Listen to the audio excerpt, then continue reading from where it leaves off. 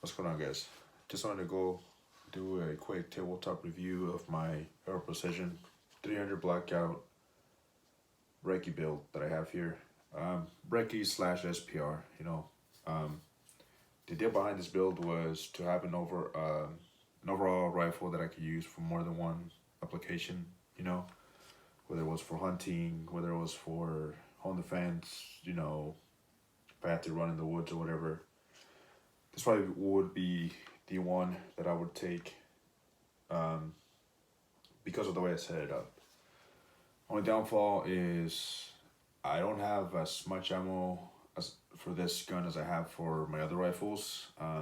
Junior Blackout's pretty expensive, so I do have a pretty decent amount, just not as much as I would like to have. But anyways, just make sure this gun is clear, and then I'll go ahead and go over some of the things that I have on there. So, magazine's out, nothing in the chamber, this gun's safe, but for shits and giggles, we'll go ahead and flag it.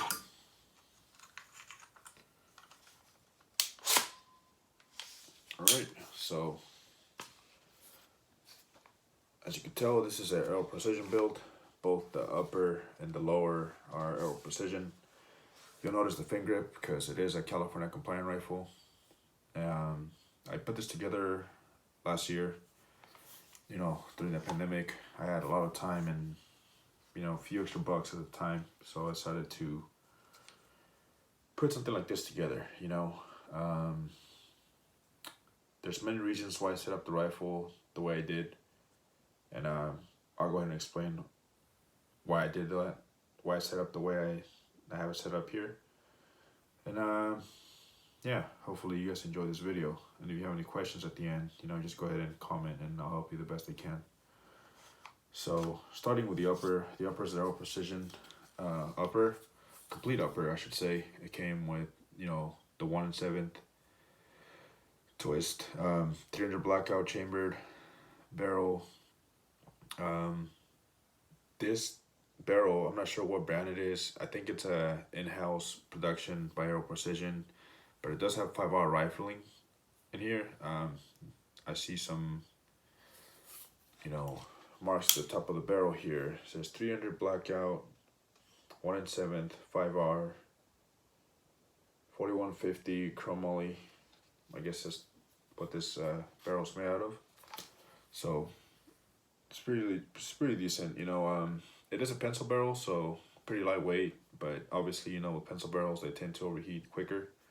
So it's definitely not something you'd really want to have for pretty long periods of use, because once the barrel starts getting hot, then you will start to lose accuracy. So this is more of again, with the idea behind this build being something like Recce, reconnaissance, or just something that, like I said, just a good overall rifle they could use in more than one thing.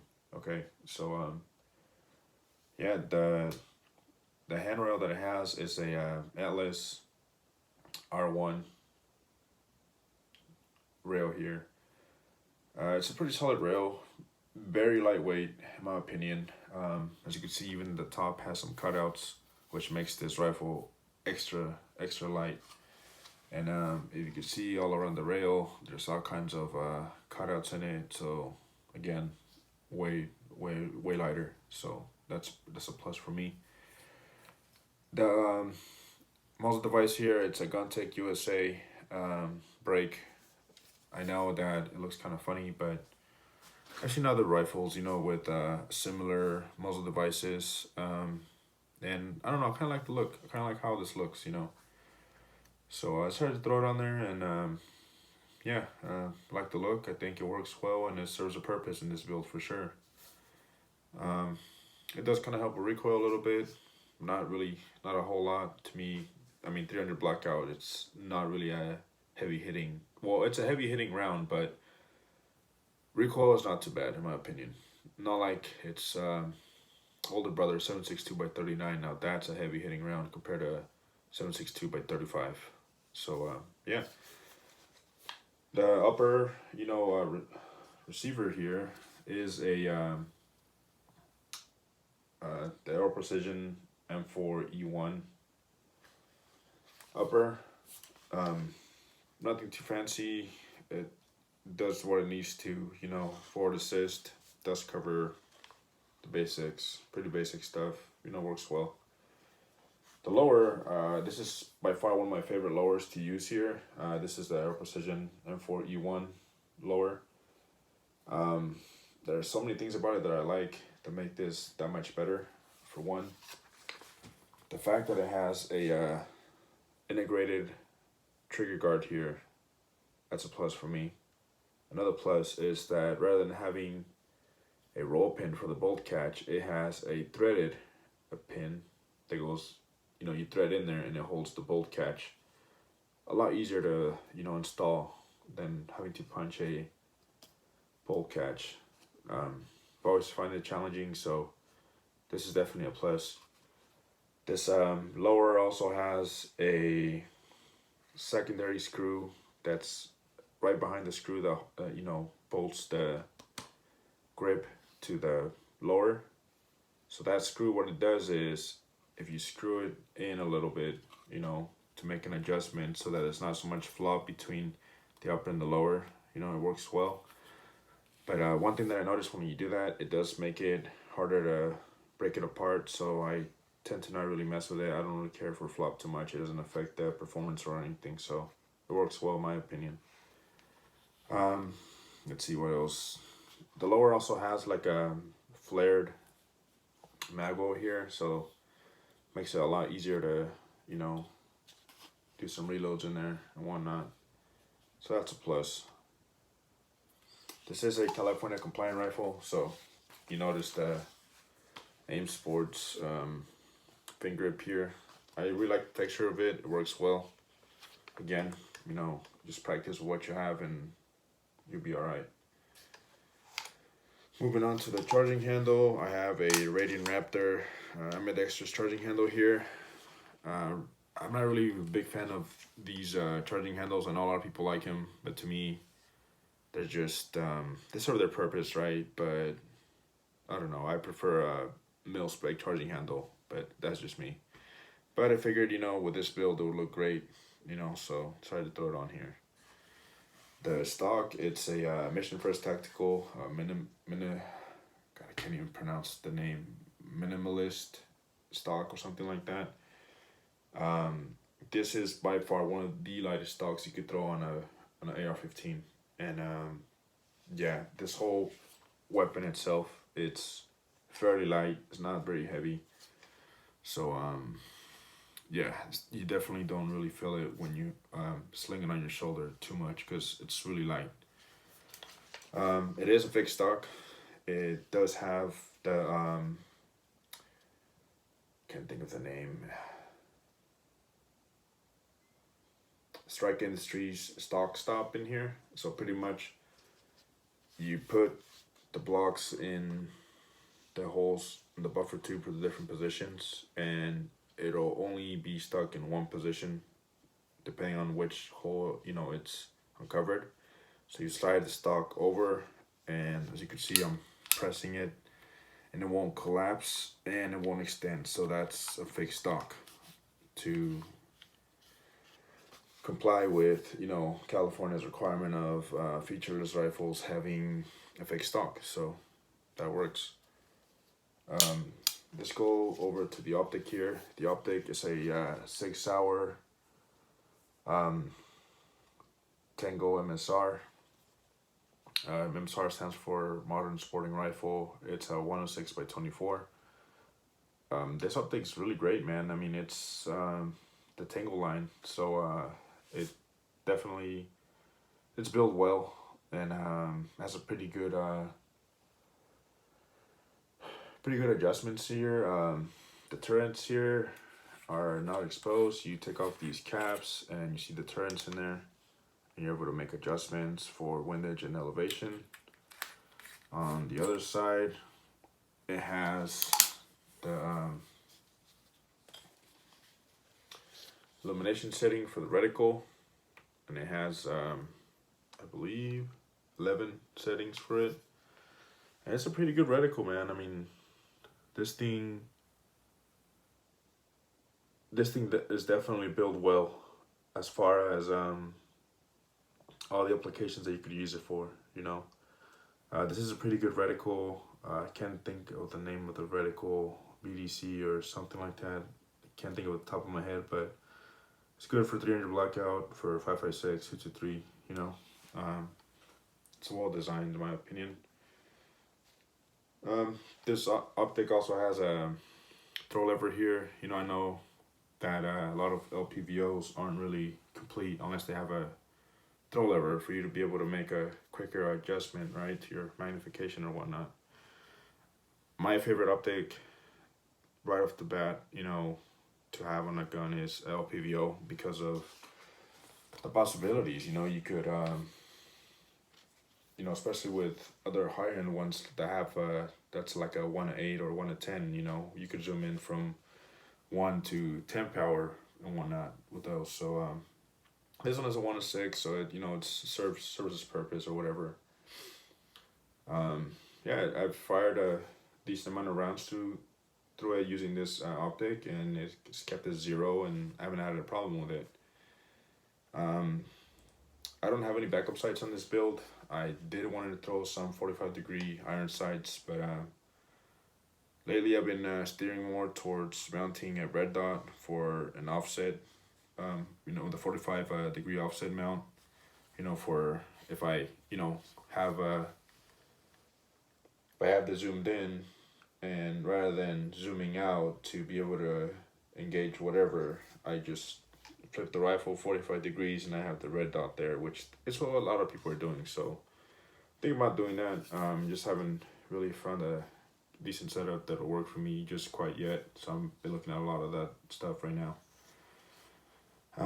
Definitely recommend the optic. It's a good LPVO. 6 hour, has a pretty good warranty, so if there's a problem with it, you'll get another one, no problem, you know. One thing I forgot to mention, this rifle does have a pistol length gas system here. It's a 300 blackout, so you know the dwell time and these it's shorter, so most of the powder will burn a little bit, you know, past the gas block here. It's 16-inch barrel. I know a lot of you are saying, why do you have a 300 blackout with a 16-inch barrel? Well, in California, we cannot have short barrel rifles, or else this would definitely be short barreled and suppressed, but unfortunately we don't get to do that. I wouldn't want to have I mean, I guess I could turn it, you know, if you do buy a lower that's registered as a pistol lower and you throw in upper, you know, a pistol upper that's 300 blackout, I guess you could do that, but even that's kind of fishy here in California, so honestly I wouldn't even want to deal with it. But 16-inch barrel, you know, if you're shooting supersonic rounds out of this, you won't have a problem at all. Obviously with a shorter gas system, you know, it does bring a little more tear and wear on the parts, but you know, it works well. I haven't had any issues with functions or anything on this build, and I think this part of it is because of the pistol length gas system. It makes it a little more reliable than a carving length or mid length would on a 300 blackout. So yeah, it works well. Right here at the front, I just have a Magpul hand stop kit. It works well. Helps you get a pretty good purchase of the front here. The front right here, bipod is just a cheap UTG bipod I got on Amazon. I got it for like 60-50 bucks. It serves its purpose, you know, for what I need it to. I do want to get a Magpul bipod pretty soon to replace this, because I think this is a little too heavy for the front. So with the Magpul, it'll definitely be a lot lighter, so I definitely look to adding that for sure. Let's see what else. The sling, very important. I gotta have a sling on a rifle. So the sling I went with is a Blue Force Gear Bickers sling. I really love this sling. This is by far my favorite sling, even more than the Magpul MS1 or that line of Magpul slings, because of how easy it is to make adjustments on this once you have it on your person, pretty much. Go ahead and demonstrate how quick it is for these type of slings. So you throw it on your person, and if you need to make a quick adjustment, you know, you grab the little rope here that's, you know, the adjustment handle here. You pull it away or closer to you to get a little more length, you know, and you're able to jump in there and do what you need to do, and to, you know, adjust it back up and get the weapon closer to you. Just pull it closer towards the rifle, and there it goes. So yeah, it serves its purpose. It does very well in my opinion. Glad to have every rifle, glad to have a sling in my opinion. So yeah, you know, whether you need to put your weapon down or whatever, you would want to put your weapon down, so rather than sling it on your shoulder or whatever. So yeah. Other than that, yeah, you know, I'll probably use this to hunt, to be honest. I'm in California, so maybe some hog hunting and whatnot, maybe even deer.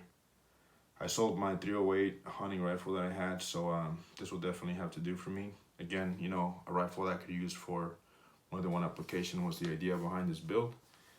And yeah, so one thing I miss here, the R1 rail does come with a QD mount ready, but I didn't really want to scratch up the rail, so I just used a Magpul QD mount and QD swivel.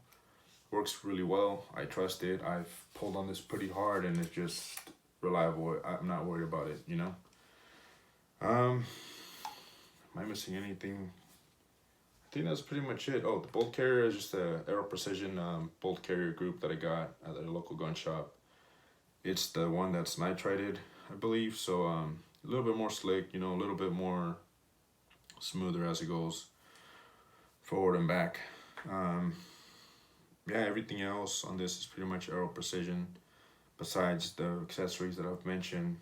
And I'm really excited for this build. I think once I figure out what offset red dot I'm gonna go with, I'll go ahead and do some like an update video or something like that. But as far as it goes, this is a pretty solid build. I think it serves its purpose, whether it's for hunting, home defense, whether I gotta run up in the woods with this. This would be a good rifle to take for sure. So yeah, you know, if you find this helpful, comment on the video, subscribe if you want. If you have any questions, go ahead and comment on there and ask, and I'll help you the best I can. And yeah, thanks for watching, guys. But one last thing I forgot to mention, this 6-hour LPVO here actually comes with the optic mount here. Actually, it comes all together, so you don't got to worry about, you know, buying a whole separate optics, separate optic mount, because a whole lot of LPVOs only come with the optic itself without a mount. So, you know, that's pretty cool. And 6-hour was nice enough to add the torque specs here in case you ever forget or you lose the packaging. Then it tells you on here, you know, the torquing specs and whatnot. So yeah, you know, thanks for watching, guys. I really appreciate you guys, you know, subscribing and whatnot, helping me grow. So again, if you have any questions about this build, go ahead and comment, and I'll help you the best I can. Thanks.